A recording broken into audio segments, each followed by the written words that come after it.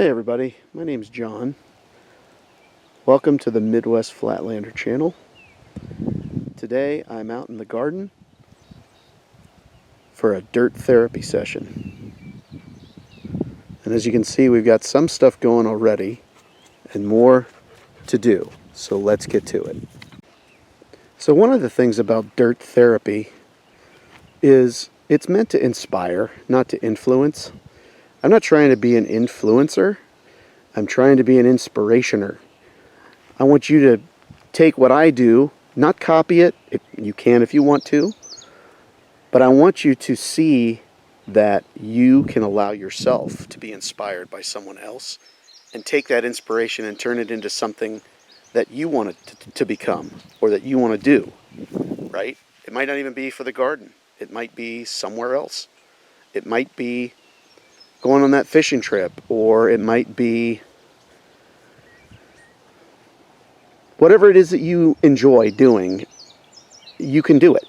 And sometimes it just takes seeing somebody else trying things, failing, succeeding, whatever, to be like, you know what? Maybe I should try something like that. And that's kind of what I'm trying to do here today. Because today, my dirt therapy session, I'm going to be planting peanuts. Now, I have this furrow here set up, and I'm going to be planting peanuts in this furrow. I've planted peanuts in the past and have had mixed success. One year I planted them too close to my popcorn because I thought, it would be great to plant popcorn and peanuts because I like to watch movies. Why not plant popcorn and peanuts and pick them from the garden, pop the popcorn, roast the peanuts, watch movies, right? Well, it seemed like a good idea until I actually did it. The popcorn got so tall that it shaded the peanuts, and I ended up not getting any peanuts because there was too much shade. So, I took that, learned from it, and now I'm planting the peanuts here in the wide open part of my garden, and it should get full sun. So what I've done here is I've furrowed out a row. I don't have a ton of peanut seeds, or seed peanuts, excuse me. So what I did is I put up one. I dug one furrow. I cleared the straw, which is the mulch that I'm using on my garden, and I can explain that in another dirt therapy session. But what I've done is I've got two types of fertilizer that I'm using. What you see there is rabbit poo. Okay? Rabbit manure, rabbit poo, call it what you want. That's what it is. So I got it from a friend that raises rabbits, and it's the good stuff. Okay? Now, I got this, a couple weeks ago. So it's nice and dry, but it doesn't necessarily have to be dry. This is a cold manure. So what does cold mean? Well, you can describe it many ways. I like to describe it as rear to here. So the rabbit poops it out, and I drop it here. That's an example of a cold manure. A hot manure would be like your chicken manure, your cattle manure, where it has to sit for a while and it has to break down. If you put that on your plants, it'll burn them, literally. Not combustible burn, but it'll kill them potentially. So in this case, I'm using rabbit manure, cold rabbit manure, rear to here manure, which is ready to go as soon as it comes out of the rabbit's rear. So that's what we've got going here. I also have something called azomite. I'll walk you along this row here. The azomite is a trace mineral. It's basically what you would consider volcanic dust or dirt or rock or whatever you want to call it. But I don't know if you can see it there, but I've already put some in. It's those granules. Those granules will break down and it'll add some trace mineral to this row, which is what I want. I want the trace mineral in these rows, and I'm going to do this with my corn too when I get to that a little bit later today. But really all I'm doing is I put in a scoop of the azomite in a cup, and I just line the row with it, and then I come back over and I add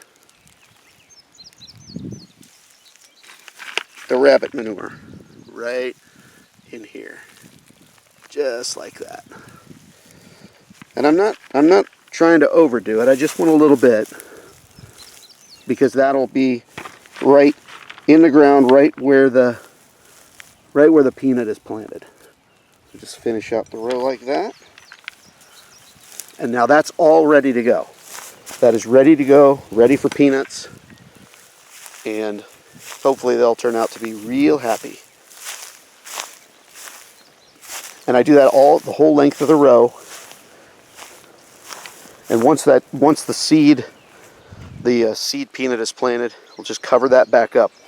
Now, I'll most likely leave the mulch where it is. I might bring it in a little bit closer, but I'm going to leave the covered furrow exposed, because I want the plants to come up.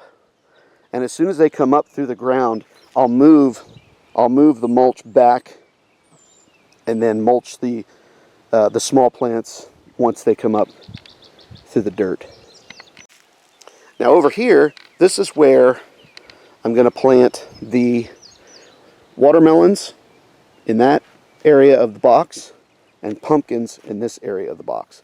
Now, one of the things that I like about dirt therapy sessions is there's room for experiment. And I'm experimenting this year. I have heard that if you plant marigolds as like a companion plant near your pumpkins and watermelons, it will help prevent squash bugs. Here in the Midwest, we have squash bugs, or as I like to call them, devil's spawn. And they just, if you grow zucchini or squash of any kind, pumpkins, watermelons, man, you're going to have those suckers. And hopefully, by planting these marigolds, I planted some here, I planted some there, I planted some there, and in various spots. And I'm planting the pumpkins and watermelons close to these, hopefully so that the smell of the flowers will deter the squash bugs. But I set these up a little bit differently than the row of peanuts. Since these are going to be in hills, I took the azomite and the rabbit poo, and I just put it right there in one single spot. And what I'm going to do is I'm going to form my hills on top of these areas right here. This one, and for the watermelons, this one and this one. And that should be a good base to put the hill on and drop the seeds in. And then the roots from those seeds, once they germinate, will go down into the ground after this fertilizer. So that's the plan for here. And I'll get some of this stuff going, and I'll bring you back and show you what it looks like after we're done. See you then. Alright, so we formed our little hills, and as you can see, I've got 3 seeds in here, 3 pumpkin seeds, and I repeated this process for all of them. So this one, and those 2 with the watermelon seeds in them. Okay, and all I did is I put the rear to here fertilizer, the rabbit fertilizer, rabbit manure, on flat level ground along with the azomite, and I used my hand, because that's part of dirt therapy. You got to use your hand, get your hand in the dirt, and I just scraped the dirt in and formed the pile. And so now the only thing left to do is cover these up and water them in. Let's go over to the peanut furrow and check out that. I got that ready to go too. Hold on just a second, we'll get there shortly. Okay, here's the peanuts. I don't know if you can see them in there. There's one right there. In amongst the poo, the rear to here poo, fertilizer. And all I did was space them out 4 to 6 inches-ish. Again, if you want them closer or further out, that's up to you. You do you. But yeah, we got them all spread out along the row. And now, the only thing left to do is cover them up, and then bring back the mulch. Again, once the plants emerge from the ground and you can see where they are, you'll want to just gather the mulch around them, and then as they get bigger, you'll want to bring it back, because eventually you're going to want to hill these as they grow. So you'll want to make sure that the mulch, it'll be a back and forth kind of process with the mulch until they get sufficiently tall enough to where the mound is kind of above the mulch line, and then you'll just let them go. But yeah, once those plants get big enough and those little yellow flowers start forming, that's going to be your peanuts, and you're going to want to cover those up so that those peanuts can develop under the ground, and you'll have lots of yummy peanuts.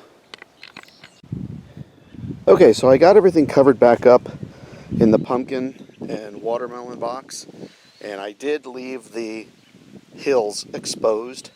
So once the plants come through, once they emerge through the top of the soil, I may reshuffle the mulch that I have on here, which is a mixture of leaves and straw. And I may just kind of rearrange that just to make sure that the plants or to make sure that the mulch is right up against the plants. And then the next project is to build trellises like these that I have for my grapes. So that way these guys can climb, because I know it's a very small area, and watermelons and pumpkins like to move and climb, hopefully. But that's the idea, is to trellis them so that they'll go up instead of out. So that's the plan for those. But as you can see, the mulch is redistributed throughout the box and leaving only the hills exposed. The only thing left to do with this is to water it in, which I will do, and wait for the plants to emerge. I'll show you how I rearranged the mulch for the peanuts too. I left the row uncovered, but I did move the mulch in just so so there's not as much exposed ground, and I'll take you over there right now and show you what that looks like. So here's the peanuts. They're covered up, and as you can see, I just moved the mulch in, and this is all straw and a little bit of grass clippings from my yard is this mulch here.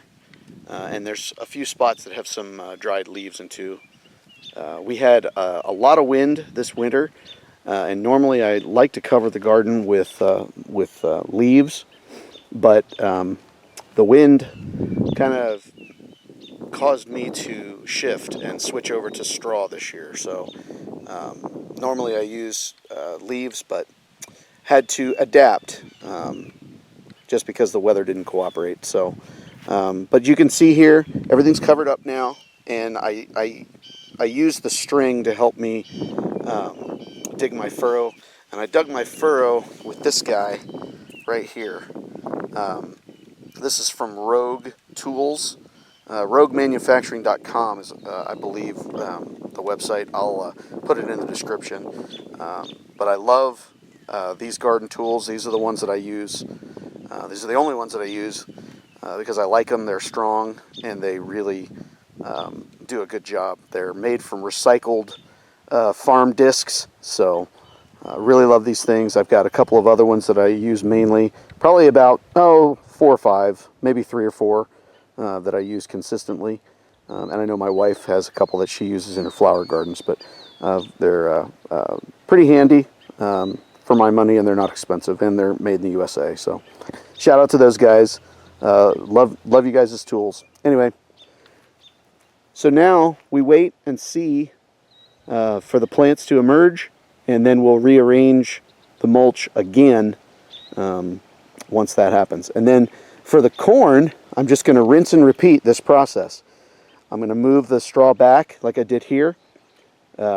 Again, dig the furrows with this guy, drop in the azomite and the rabbit poo, and drop the corn seed in. This year I'm doing a little bit different with my corn. I'm planting 5 different varieties at the same time because I want to experiment with seed saving. So we'll see how that goes. But we'll see if that works out to be something that is more sustainable long term, so I can have my own seeds. But we'll see. Just a little quick side note on the manure that I use. I'm using the rear to here rabbit manure as I plant, but I do also use the hot manure, be it chicken or sheep or cattle, what I would call the rear to there. So you're not putting it right here in your rows. You're putting it there on the dirt. Okay, so like over the winter, I would put the fertilizer down and just let it sit over the winter, cover it up with leaves, straw, whatever, and then it's broken down enough so that in the spring it'll be ready and bioavailable to the plants. So I do that as well. So I do use both. I like the rabbit to give some extra nitrogen and extra biomass as I plant things, and hopefully that'll turn out to be a good thing. We'll see. This is the first year I'm doing it. So again, experimenting. Dirt therapy, experiment. If it works, great. If it doesn't, try something new. Hope this is inspiring you guys to get out and do something. Doesn't have to be in the garden. Again, you do you. Play your game your way. And we'll see you at the next dirt therapy session.